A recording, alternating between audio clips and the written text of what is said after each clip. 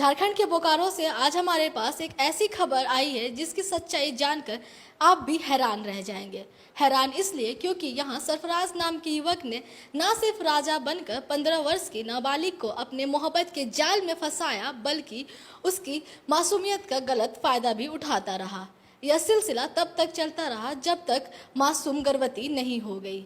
घर वालों को जैसे ही इस संबंध में जानकारी मिली, उन्होंने सबसे पहले एफआईआर दर्ज करवाई। इसके बाद उन्होंने झारखंड हाई कोर्ट से गुहार लगाई है कि उनकी बेटी की गर्भपात कराने की इजाज़त दी जाए। इस शर्मनाक कहानी की शुरुआत अगस्त 2019 से हुई। बोकारो की रहने वाली मासूम सरस्वती पूजा देखने गई थी। इस दौरान उस लड़के से मिली।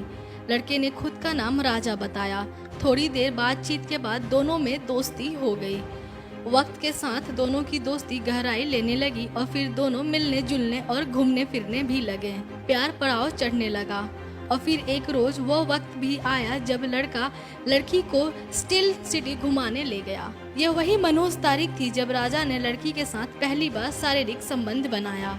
बताया जा रहा है कि राजा ने लड़की का भरोसा जीतने के लिए उससे शादी की इच्छा जाहिर की और लड़की कुछ समझ पाती इससे पहले ही उसने उसकी मांग में सिंदूर भी डाल दिया। बाद में राजा लड़की को घर छोड़ने आया, लेकिन आरोप यह लगाया जा रहा है कि 100 मीटर की दूरी पर ही खेत में ले जाकर उसने उसके साथ शारीरिक संबंध भी बनाया। इसके बाद कई महीनों तक यह सिलसिला चलता रहा। राजा किसी न किसी बहाने लड़की को लेकर जाता रहा और फिर मनमानी करता रहा। बताया जा रहा है कि आखिरी बार राजा ने 7 फरवरी 2020 को उसके साथ आखिरी शारीरिक संबंध बनाया था।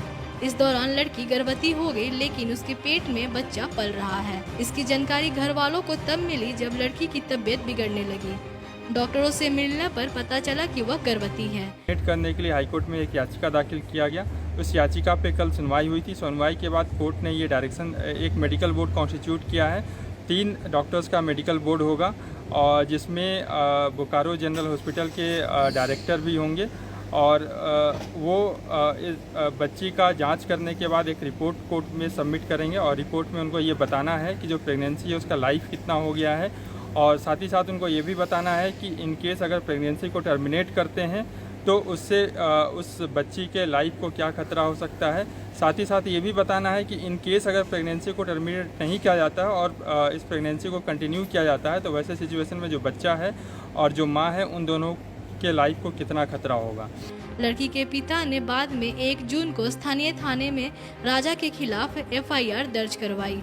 दर्ज एफआईआर में सबसे चौंकाने वाली बात यह थी कि अब तक जिस लड़के का नाम राजा बताया जा रहा था, असल में वह राजा नहीं बल्कि सरफराज था।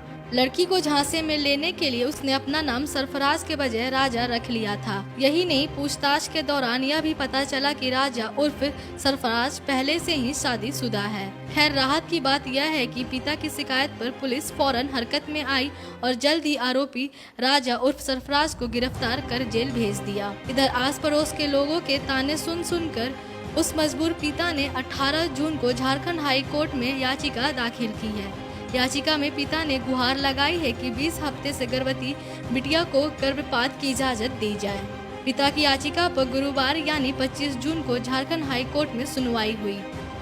कोर्ट ने इस संबंध में 4 सदस्यों के एक मेडिकल बोर्ड का गठन कर दिया है।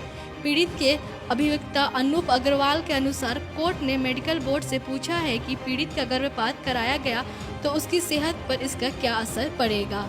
सोमवार तक कोर्ट ने इस संबंध में जवाब मांगा है। जवाब मिलने के बाद कोर्ट यह तय करेगा कि आगे क्या करना है। आपको बता दें कि झारखंड हाई कोर्ट में गर्भपात करने वाली यह दूसरी याचिका है। इससे पहले साल 2017 के अक्टूबर महीने में जमशेदपुर की एक 12 वर्षीय बच्ची की मां ने अपनी बच्ची के गर्भपात कराने की गुहार लगाई थी। बाद में कोर्ट के आदेश पर रिम्स में बच्ची का गर्भपात करवाया गया था।